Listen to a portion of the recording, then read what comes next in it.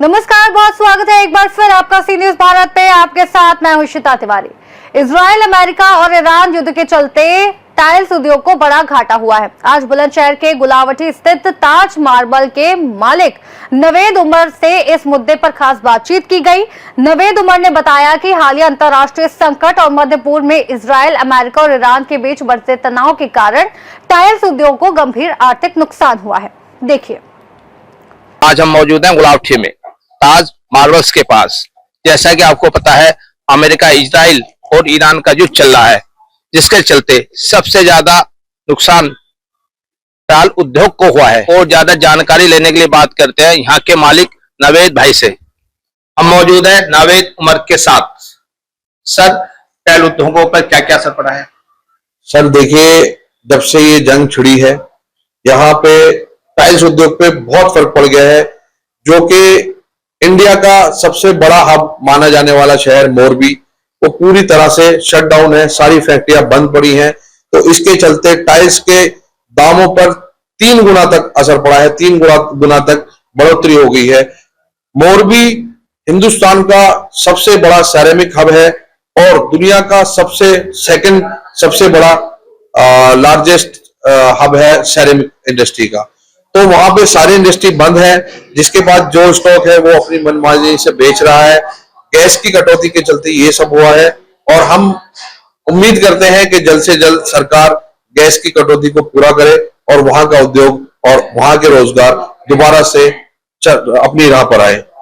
Sir, पहले के रेटों में अब के रेटों में क्या क्या अंतर है? सर, पहले के रेटों में और अब के रेटों में मानो तकरीबन 3 गुना का फर्क पड़ गया है।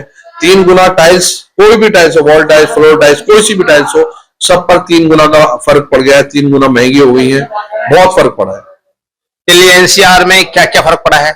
दिल्ली एनसीआर छोड़िए, पूरे हिंदुस्तान को सेरेमिक की सप्लाई मोरबी, गुजरात से आती है और वहां पे ही सब फैक्ट्रियां शटडाउन होने के कारण पूरे हिंदुस्तान पर फर्क पड़ा है। ना कि दिल्ली, एनसीआर या महाराष्ट्र, कोई भी एक सूबा नहीं, पूरे हिंदुस्तान पर इसका असर देखने को मिल रहा है। फैक्ट्रियां बंद है, रोजगार बिल्कुल नहीं है। जो वहां पर कारीगर थे, जो वहां पर मजदूर है मोरबी के अंदर, वो सब मोरबी छोड़ के अपने घरों को रवाना हो गए और फैक्ट्रियां बिल्कुल शट डाउन है। सर, सरकार की तरफ से कोई सहायता मिल रही है? सरकार की तरफ से अभी तक तो कोई ऐसा वहां से मुझे न्यूज नहीं है मोरबी से, लेकिन अभी ये है कि सरकार जल्द से जल्द गैस की पूर्ति को पूरा करे और वहां पर गैस पहुंचाए और जिससे कि फैक्ट्रियां पूरी तरह से दोबारा अपनी पटरी पर आ जाएं और मजदूर अपने घरों से उठकर मोरबी दोबारा जाएं, उनका रोजगार दोबारा से शुरू हो जाए। आप यहाँ पे कितने मजदूर थे और कितने नहीं है सर? अब हमारे यहाँ पे तो जो मजदूर थे कुछ हैं, कुछ चले गए हैं, लेकिन सबसे ज्यादा फर्क पड़ा है फैक्ट्रियों पे, जहां पर ये टाइल्स मैन्युफैक्चरिंग की जाती है। अब जिसके पास जो स्टॉक है वो अपनी मनमानी से बेच रहा है। पहले बॉक्स जो 500-400 का बिक रहा था, अब वही बॉक्स 700-800 का लोग बेच रहे हैं, जिनके पास स्टॉक है, जिन्होंने स्टॉक किया हुआ था। क्योंकि बन रहा है नहीं, शटडाउन है पूरी टाइल्स फैक्ट्री, तो जिसके पास जो स्टॉक है वो अपनी मर्जी से बेच रहा है, जिसको जो रेट लेना है ले रहा है। बस अब उम्मीद है कि जल्द से जल्द गैस आए और फैक्ट्रियां दोबारा शुरू हो और दोबारा से ये जो है अपना बिजनेस फिर दोबारा से अपनी पटरी पर आ जाए। सर, सरकार से कोई अपील करना चाहोगे? तो सरकार से मेरी यही अपील है कि जल्द से जल्द गैस मुहैया कराई जाए अपना मोरबी में और वहां की फैक्ट्रियां जल्द से जल्द अपना दोबारा से पटरी पर आए। सरकार से मेरी ये अपील है। कृष्णवीर सिंह, सी न्यूज भारत, गुलावटी। सिकंदराबाद से सी न्यूज संवाददाता कृष्णा की रिपोर्ट। अंतर्राष्ट्रीय तनाव और युद्ध का असर अब सीधे स्थानीय उद्योगों तक पहुंच चुका है। बुलंदशहर के टाइल उद्योग को भारी घाटा उठाना पड़ रहा है।